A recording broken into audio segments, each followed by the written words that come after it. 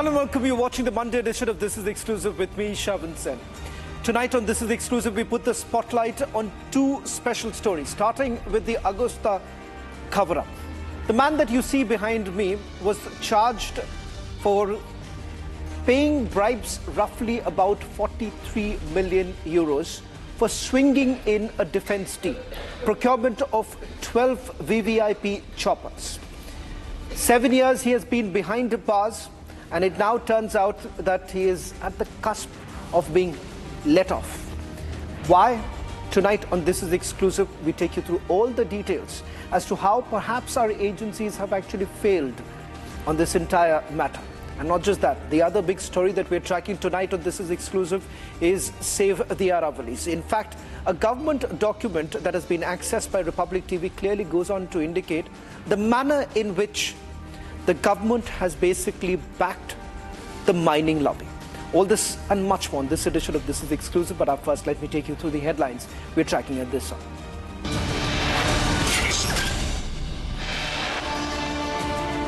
Environment Minister holds urgent briefing as criticism of government defence grows. Minister forced to respond after Republic reported on mining facts.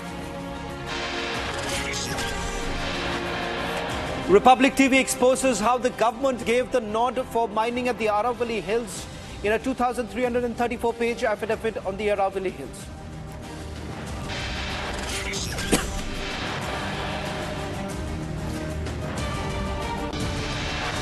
No lessons learnt post-Operation Sindoor. Indigo and SpiceJet given DGCA clearance to lease and operate Turkish aircraft and crew on Indian soil. Were you in touch with any politicians here in India? Do you take any bribes, Mr. Michel? Mr. Michel? Were you in touch with any politicians here in India ever? Any bribes? Republic questions Christian Michel in Agusta-Westland case. Michel silent on bribes.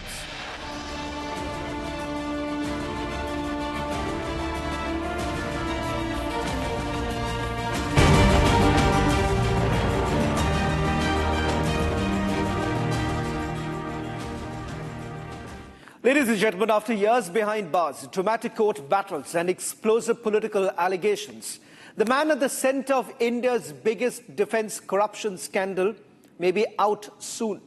Christian Michel James, the alleged middleman in the 3,600 crore rupees Agusta-Westland VVIP chopper deal, has walked free from custody. Extradited amid much fanfare in 2018, questioned relentlessly by central agencies and once claiming that corruption did happen. Michel's release now raises some uncomfortable questions. Did the law take its own course, or did a high-profile accused simply run out of the clock? The man who has been charged for paying bribes roughly about 42 million euros, along with two other middlemen who have not even been extradited in this entire case. How exactly has this case really fared all this while? A full timeline as to why basically this timeline shows there have been gaping loopholes in this entire investigation that has been carried out. And who exactly is to be blamed if at all tomorrow in the CBI case too, Christian Michel is granted bail? First, take a look at this report.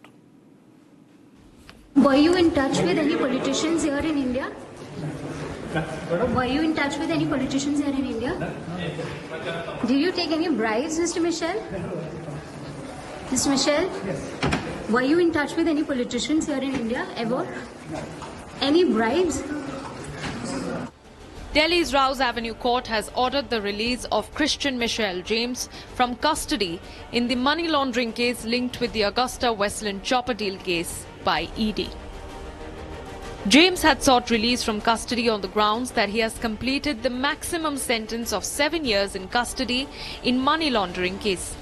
He was granted bail by the Supreme Court in CBI case and by the Delhi High Court in the money laundering case. James's counsel said that it is the duty of the court that no person shall remain in custody after completion of the sentence in any case. The counsel for the accused had also said that Christian Michel was extradited to India in December 2018 and had already undergone the maximum sentence for the allegations against him. So, what would be the implication of modification of conditions of bail? Well, unless the modifications work, then there will be no implication. I stay in jail. I expect to stay in jail, but I don't know what's going to happen to the reputation of India. So, are you expecting release tomorrow? No, I'm not. In this case, No. not? So there have been multiple hearings in both the ED and CBI case, more than 500 hearings. How do you see that entire thing, the delay that is being caused? Oh, the delay is unacceptable. It's way too long. I mean, in England, 2 years and you're out. 2 years and you're out. It's way too long. 7 years in jail, no trial, no charges. Where does this happen? And how can people be extradited to India? One of the key names in the Agusta-Westland case, Christian Michel, had admitted earlier that corruption happened in Italy. Sir, as your release ordered by the court in ED matter, what do you have to say about it? I think written law will prevail. I think there are good judges, some good judges in India. I've been lucky to have them. So, And, are you satisfied with the order of the court, or yes, I am. expecting something more? No, I'm satisfied. I'm satisfied. I think India's constitution is excellent, and let's hope the constitution will be followed. And it's holding India together, and terribly important that things like this happen. So are you hopeful for CBI case, same order? Yes, I am hopeful. So, when you are going to get the travel document from your embassy, because your passport has been expired? Yes, well, everyone is working. Everyone is doing their work. Things take time. Despite his massive admission, he did deny having been in touch with any member of the Gandhi family or any politician in India. The Augusta-Westland VVIP helicopter deal was finalized during the UPA regime under the leadership of then Prime Minister Manmohan Singh, but became mired in allegations of kickbacks worth crores of rupees. Christian Michel, named as middleman and accused in the rupees 3,600 crore deal, was extradited from the United Arab Emirates in December 2018. And that is Christian Michel. First visuals on your scene. Christian, would you want to speak? Christian, would you want to speak? Christian, have you turned an approver? Christian, would you give facts? Christian, would you give facts? Christian, would you give facts to India? Christian, would you give facts? Christian, would you give facts at last? Christian, would you tell the truth? Christian, would you tell the truth? From being extradited to being cleared, who let Christian Michel off? Well, investigating agencies probing the Augusta-Westland VVIP choppers deal have revealed that alleged bribes that were basically routed through Christian Michel's Dubai-based companies under the guise to consultancy agreements with Augusta-Westland with funds allegedly layered and transferred to various individuals as kickbacks. Now, however, the probe basically indicates something quite different, because it seems that the proceeds of crime that were basically generated and it was given to others as bribes, as kickbacks, it seems that they've not been able to trace it up. Let me just take you through the probe and the reality. What is it that they have found so far? On the screen right now, what went completely wrong in this entire investigation? Now, this is part of some of the internal documentation that has been done by the agencies in the probe that has been carried out. What is it that they have found, and what is it that they mentioned in the charge sheet? They said bribes were routed through Michel's Dubai firms, at least 2 such firms. And it turns out that other accused in this particular case, they were getting it. But these funds were layered and it was transferred as kickbacks, so they were not able to trace them. So today, such is the situation that information that has been sought from foreign firms or foreign countries through letterigatories, and I'm going to put out the staggering number of letterigatories that have actually gone to other countries seeking information from them. It turns out that they haven't got a single response. Let's move on. The third reality that I want to just show you right now 112 crore rupees as proceeds of crime were basically identified.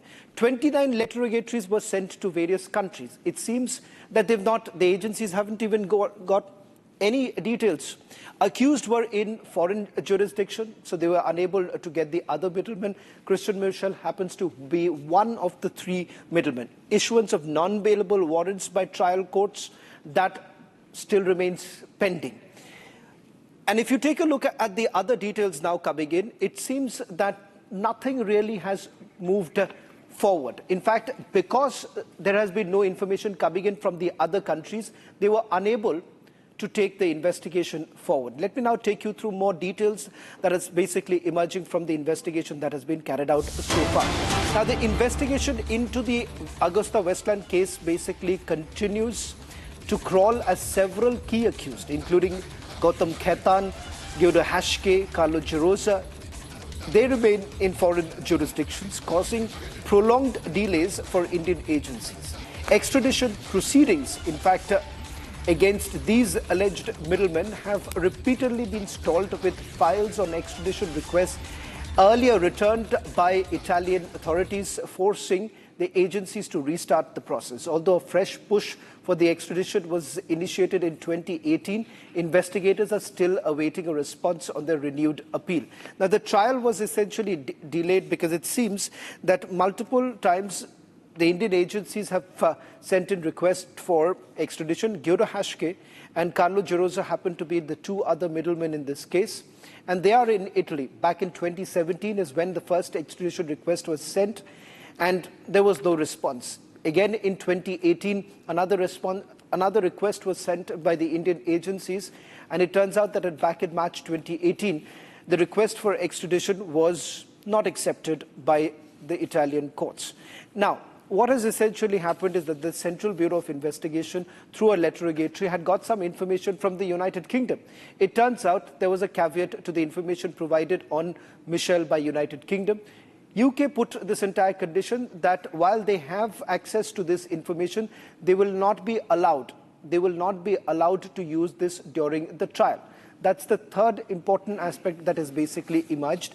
And now I'm also going to put out more details of why sources basically indicating that over-dependence on perhaps information coming in from foreign countries did actually impede this entire investigation. They were unable to take the investigation any forward because till date, even as we speak today, as the matter is going to be heard once again in court tomorrow, there is not enough information, or there is not enough material to proceed on. That is one of the reasons why the matter, when it had come up in the Supreme Court, was also raised by the honorable judges. Let me also bring in my colleague Soumya, who's tracking this closely. Soumya, you've spoken to some of the lawyers who have been managing this case.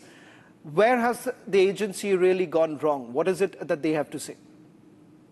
Well, see, there are multiple lapses which has led to this case in its pre-trial limbo. One being that it has been over 12 years since the probe in this case began. And despite the fact that multiple supplementary charge sheets have also been filed in this case, till date, they have not been able to frame charges against Christian Michel, and for that they were not even successful in clarifying or establishing his role as well. And with that, the involvement of the Indian politicians here, even that was not specified, despite the leads that the agencies had. Now, another lapse that was properly highlighted by you as well was the delays in the international or the extensive reliance on the international information with regards to MLRs. The information that the agencies sought through MLRs, multiple MLRs were sent to countries like Italy, UK, UAE, Tunisia, Mauritius, British Virgin Island, among others, but till date there has been no information with regards to that. Documents with regards to extradition are also one such a reason which has led to a delayed a trial in this particular case, which has ultimately led to the bail of Christian Michel in the ED case, which was announced by the court on Saturday, and the CBI case order will be pronounced tomorrow, which is 23rd of December. Now, also, if we talk about the multiple supplementary charge sheet, it led to a long delay because the agencies kept on citing information gathering and the insufficient initial investigation, which also led to the delay in the commencement of the trial. So these are. I'll just request you to stay on with us, because this is the information that I've picked up a short while back when I spoke to those who have been privy to this entire investigation. Now, during the course of this entire investigation, in fact, the Italian court had categorically mentioned that there is a political link. In fact, there is a letter which makes a mention of one Mrs. Gandhi. And it turns out that the Central Bureau of Investigation till date has not even examined a single political person who have been named in a judgment that was passed by Italian court. And not just that, no defense officials were also examined by the Central Bureau of Investigation.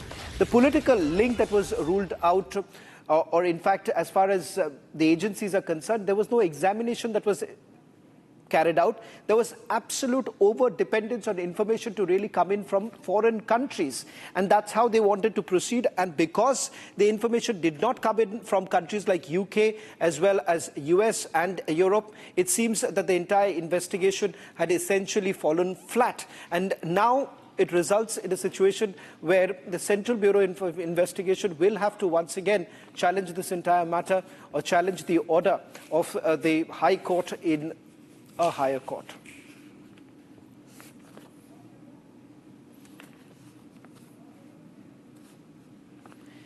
Well, in fact, we'll take you through the other big story that we're getting in right now on This Is Exclusive.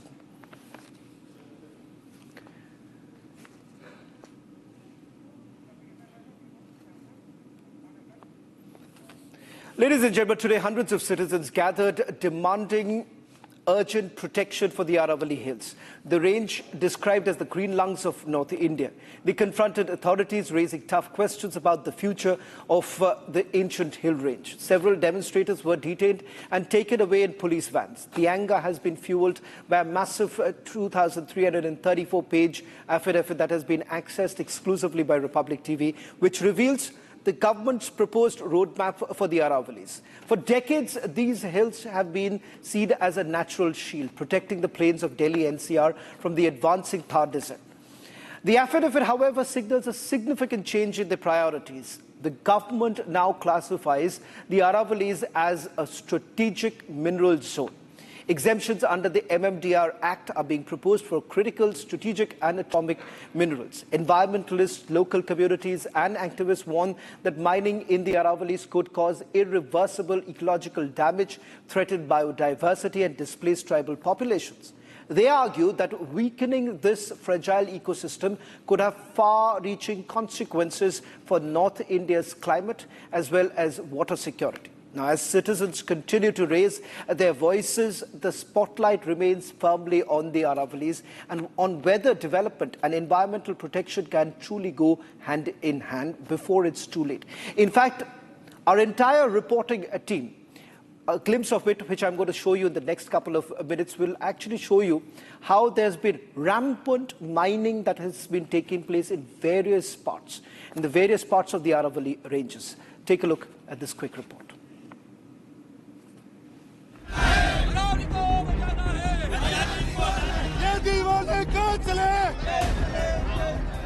They protested, they raised their voices for the Aravallis.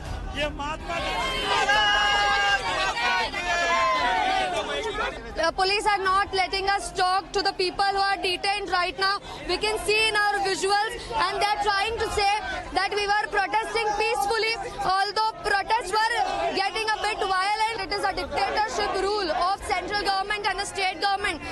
In both state and center, it's a BJP government cutting across to protesters.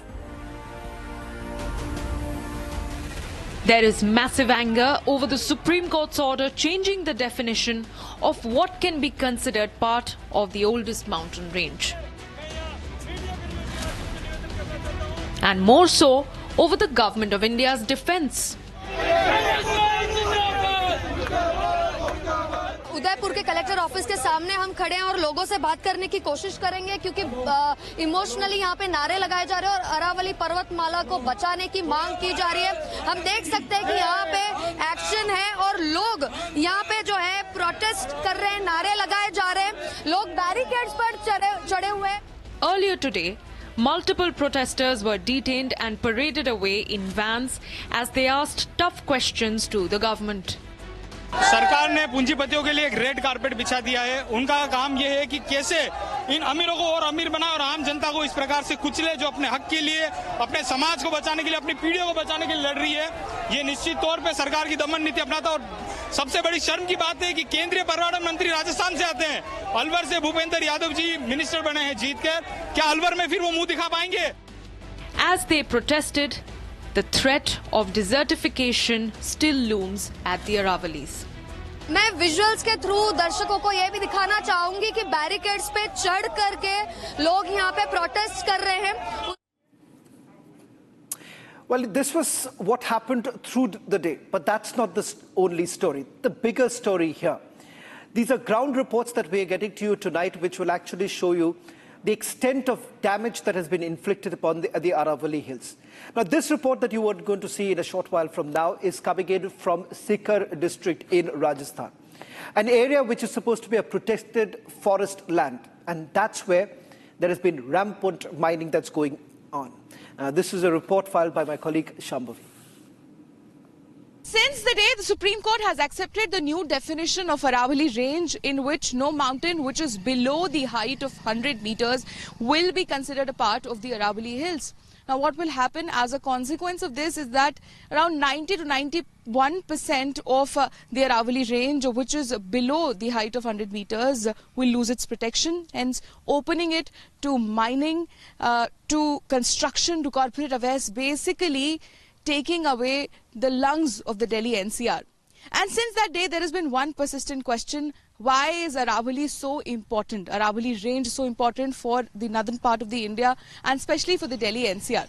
Republic is going to show you in real time why Aravali range is so important and what is its main purpose, and why is there a ruckus, there is an unrest in the country because of this decision. So now where we are standing, you can see there are sand dunes. There's so much sand. Now till the extent of it, you can see only sand. Now this is on my right part. I'm just going to take you to the left part of the road. You see, this is the road.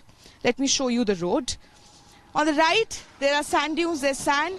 And here, the mighty Aravali Hills. You can see this is the entire Aravali range, which is spanning hundreds of kilometers all throughout several states.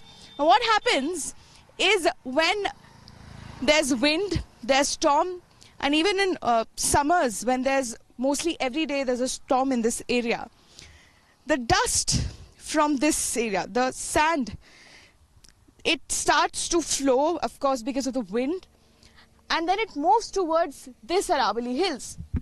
Now, Aravalli stops this sand from reaching the Delhi NCR.